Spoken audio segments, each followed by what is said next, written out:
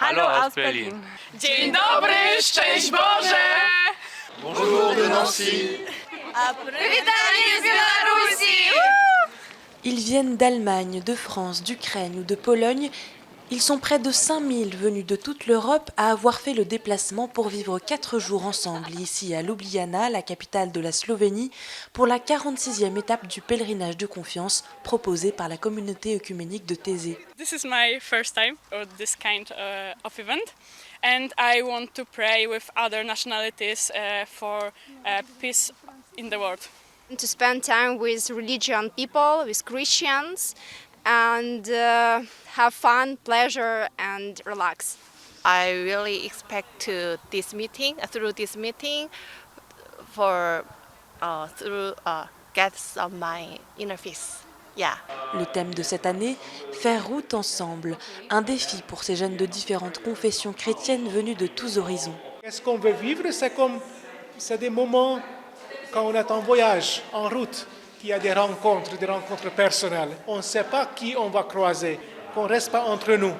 Et le fait qu'on est chrétien, qu'on veut suivre le Christ, cette identité n'est pas quelque chose qui nous enferme, mais au contraire, ça nous ouvre vers les autres. Près de 50 paroisses de la ville ont mobilisé des familles, chrétiennes ou non, pour accueillir les jeunes. S'ouvrir à l'autre, c'est aussi un enjeu ici en Slovénie, pays encore marqué par son douloureux passé communiste. Il y a quand même une polarisation assez forte qui est aussi beaucoup due à l'histoire. Parce qu'ici en Slovénie, on n'était pas si conscient, mais après la Deuxième Guerre mondiale, il y avait beaucoup d'atrocités. On ne pouvait pas parler pendant le temps où la Slovénie n'était pas indépendante, quand il faisait partie de la Yougoslavie. Donc c'est juste depuis leur indépendance qu'il y a un espace pour cela, que c'est possible, et on sent beaucoup qu'il y a une polarisation très forte.